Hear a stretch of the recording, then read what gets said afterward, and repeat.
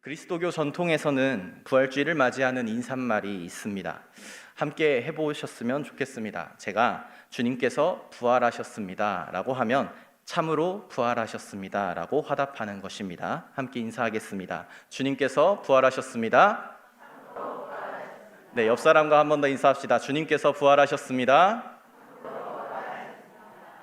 그렇습니다. 주님께서 부활하셨습니다. 그리고 참으로 부활하셨습니다. 그런데 여러분은 주님께서 부활하셨다라는 사실을 믿으십니까? 지성에서 영성으로라는 책으로 알려진 시대의 지성 이어령 교수가 있습니다. 그가 오랜 암투병 끝에 죽음을 옆에 둔 상태에서 당신의 제자와 이런 대화를 나누었다라고 합니다. 선생님, 만약 환생을 할 수 있다면 무엇으로 다시 태어나고 싶으신가요? 그러자 이어령 교수는 이렇게 답했다 하죠. 환생, 부활, 나는 그런 걸 아직 몰라. 기독교인이니 겉으로는 받아들였지만 그 부분에 관해서 아는 것은 사실 nothing이야. 아무것도 없어 라고 답했다고 합니다. 그는 그리스도인으로서 부활을 겉으로는 받아들이고 살았지만 부활에 관해 알고 있는 것은 없다라고 솔직하게 고백하였습니다. 우리도 역시 믿음을 가지고 사는 그리스도인이지만 부활을 믿는 것은 어렵고 힘든 일입니다. 지성으로 부활에 다가가려 할수록 그것에 대해 알 수 있는 것은 nothing, 없기 때문입니다. 우리는 답답한 마음에 도마와 같이 주님의 몸에 손가락을 가져다 대기를 구하기도 합니다. 이 기대마저도 주님께서는 보지 않고 믿는 자가 복되다 하셨으니 이 말씀 앞에 우리는 가로막힙니다. 부활을 설명할 수 없습니다. 우리에게는 평범하고 반복되지 않는 현상을 설명할 언어가 없기 때문입니다. 기적이라는 말은 있지요. 단어는 있습니다. 그러나 이 단어조차 이해될 수 없는 현상을 통칭할 단어뿐이지 설명이 가능해서 붙여지는 단어가 아니기 때문에 그렇습니다.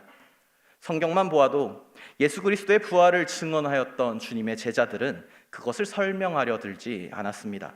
다만 자신들의 변화된 삶으로 부활의 현실성을 증언하였을 뿐입니다.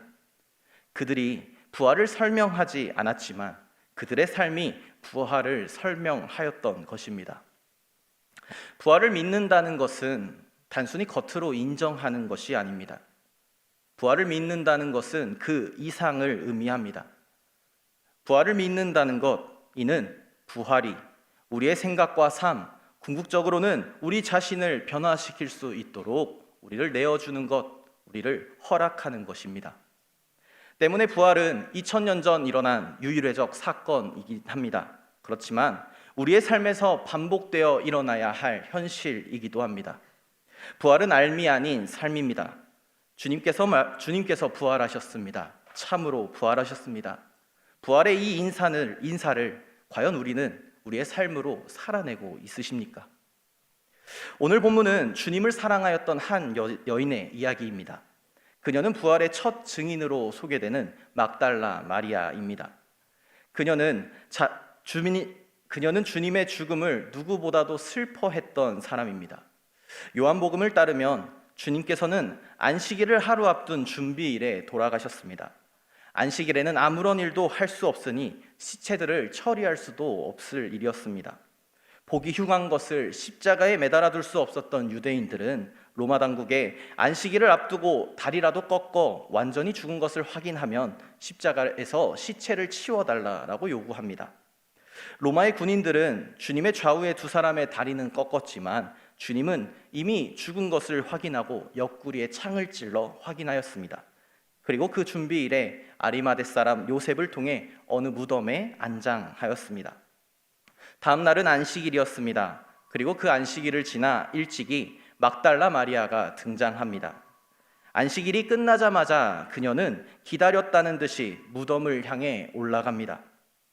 우리는 여기에서 안식일 그 온종일 아무것도 하지 못한 채 발만 동동 구르며 슬퍼했을 그녀의 모습을 상상해 보셔야 할 것입니다. 슬픔이 너무나도 커 절망적인 하루를 보내지 않았을까요? 그래서 안식일을 마치자마자 급히 빈 무덤을 향해 올라간 것 아니었을까요?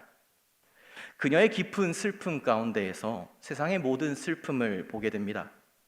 우리도 역시 우리 삶에서 경험하는 슬픔과 상실감들이 있습니다. 주님과 함께였을 때는 몰랐었던, 이제는 그가 우리의 곁에 없다 여겨지는 고통의 순간이 찾아오곤 합니다. 나를 이러한 고통 중에 두시고 하나님은 도대체 어디에 계시는가 하는 절망입니다. 우리도 역시 주님이 계신 곳에 희망을 겁니다. 아침 일찍 무덤을 향합니다.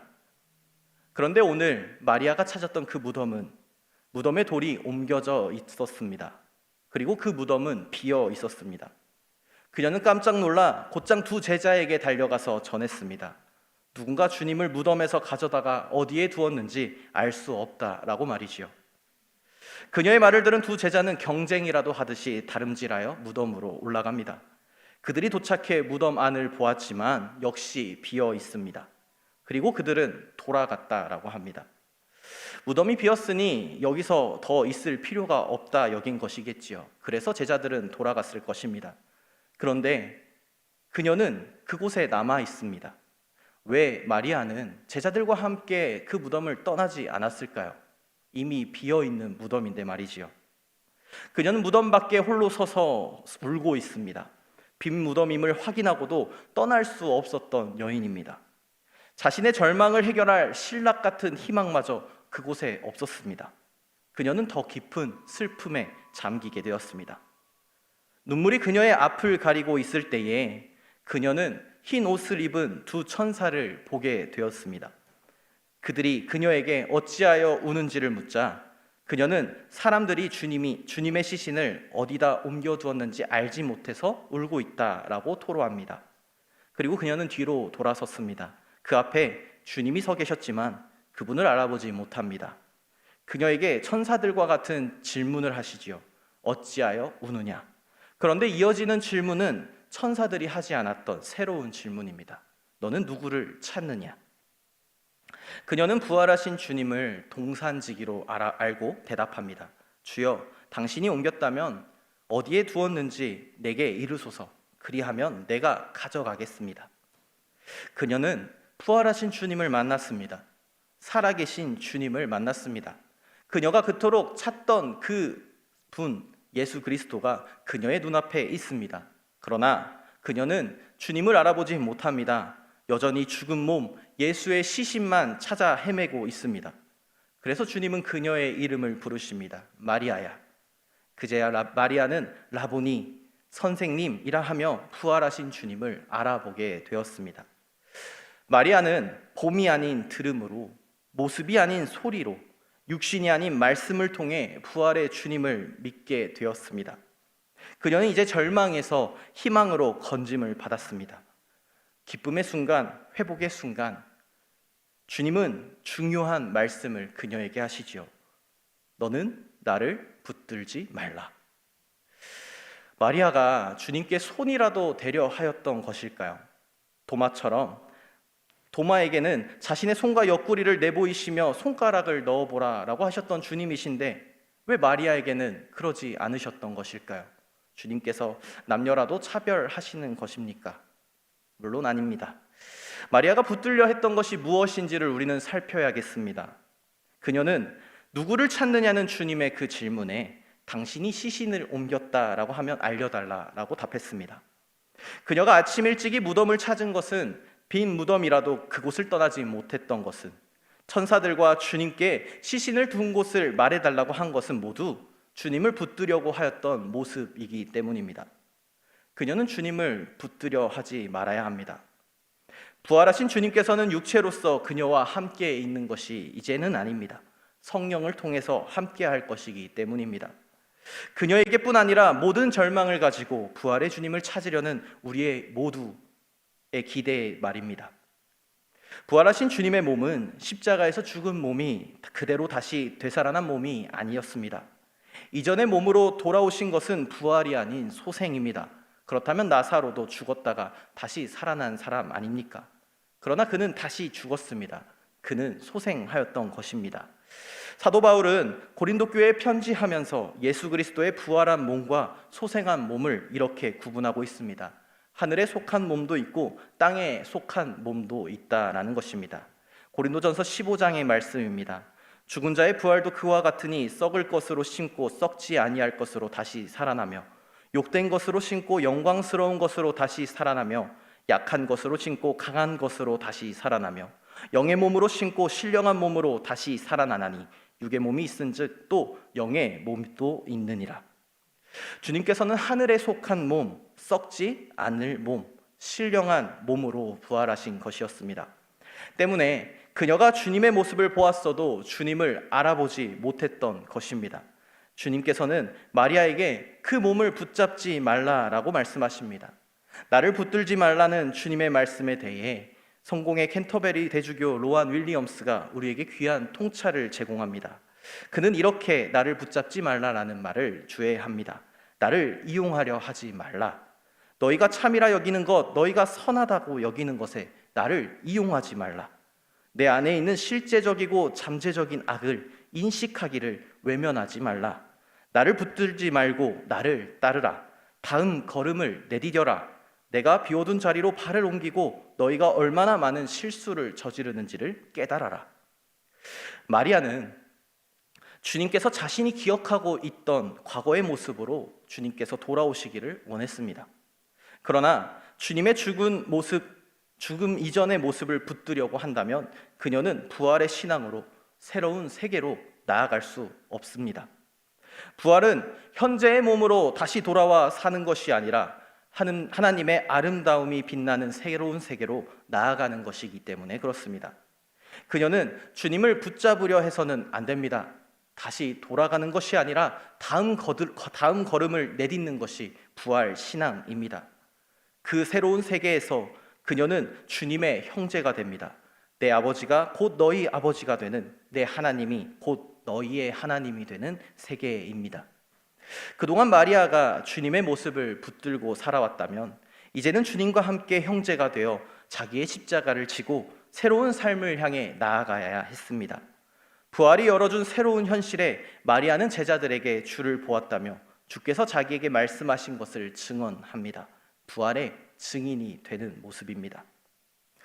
오늘 말씀을 통해서 우리도 그리스도의 부활을 보기를 원합니다. 주님의 부활은 우리에게 새로운 삶을 제시합니다. 이는 과거의 익숙함에서 벗어나 변화된 새로운 삶을 살아가라 하는 메시지입니다. 오랜 신앙이 주는 유익은 분명할 것입니다. 그러나 우리의 그 오랜 신앙 때문에 때로는 무뎌지는 경우가 있습니다. 익숙함에 속아 버립니다. 자기 신앙의 모습을 반성하지 못합니다.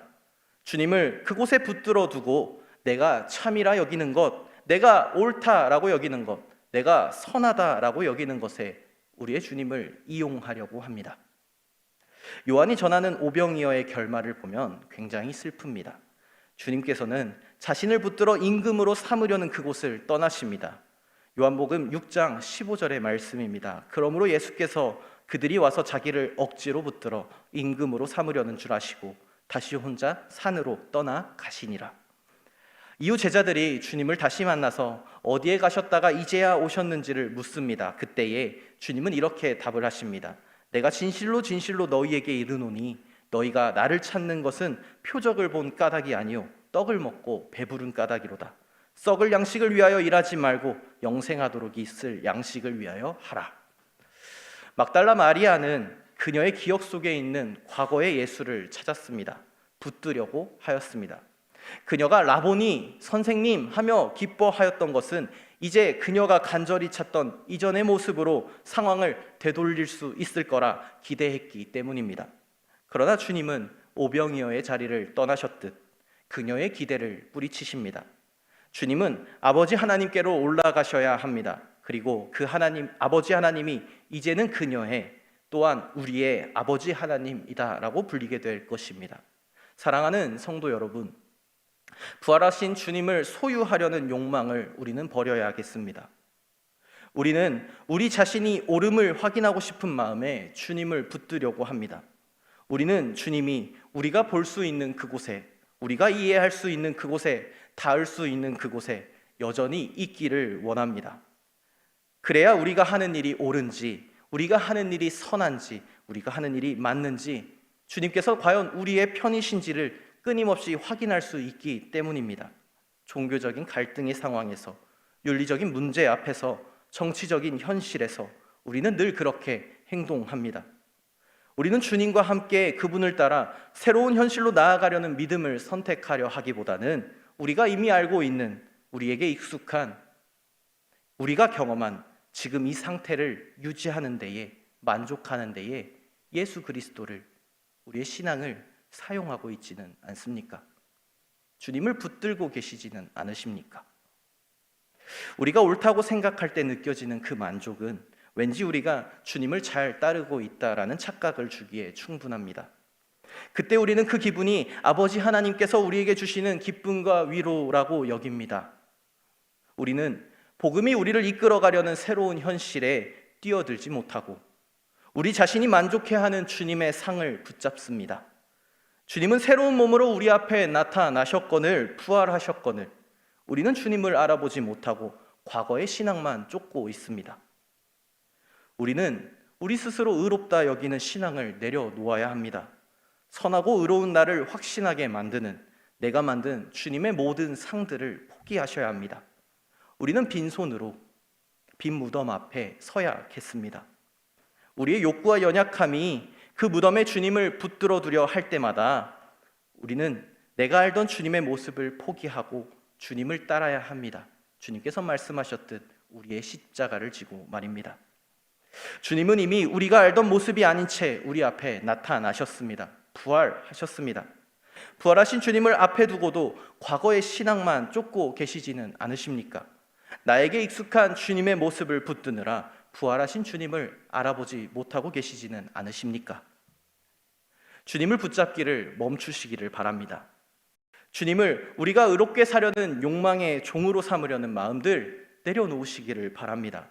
우리는 실수합니다. 부활하신 주님을 알아보지 못합니다. 그러나 괜찮습니다. 우리의 앓을 비워갈 때에 부활하신 주님은 새로운 삶을 우리에게 가득 채우실 것이기 때문에 그렇습니다. 우리는 그제야 비로소 부활하신 주님을 알아보게 될 것입니다. 그때에 우리는 그분과 형제가 되어 그분의 아버지를 우리의 아버지라, 그분의 하나님을 우리의 하나님이라 고백하게 될 것입니다. 주님께서 부활하셨습니다. 참으로 부활하셨습니다. 그분께서 우리에게 나타나셨습니다. 우리가 부활 신앙을 앓을 넘어 살아가기를 시작할 때에 부활의 증인이 되었던 마리아처럼 우리는 다른 이들이 부활하신 주님을 만나게 하는 통로가 될 것입니다. 그러니 여러분, 나가 부활하신 주님을 선포합시다. 입으로 앓을 전하는 것이 아니라 주님과 함께 변화되기 시작한 썩지 않을 몸으로 삶을 전합시다. 바라기는 수원교회 모든 성도님들이 특별히 이 시간 함께 말씀을 나누는 우리가 부활하신 주님을 경험하고 변화된 몸으로 새로운 삶을 살아가시기를 소망합니다. 그런즉 누구든지 그리스도 예수 안에 있으면 새로운 피조물입니다. 옛것은 지나갔으니 우리는 새 것이 되었습니다. 부활하신 주님과 함께 새로운 생명을 살아가는 저와 여러분들 되시기를 진심으로 소망합니다. 아멘. 과거의 주님을 붙들지 않고 부활의 주님과 함께 부활 신앙을 살아가는 우리의 모든 삶에서 모든 지각에 뛰어난 하나님의 평강이 그리스도 예수 안에서 우리의 마음과 생각을 지키실 것입니다.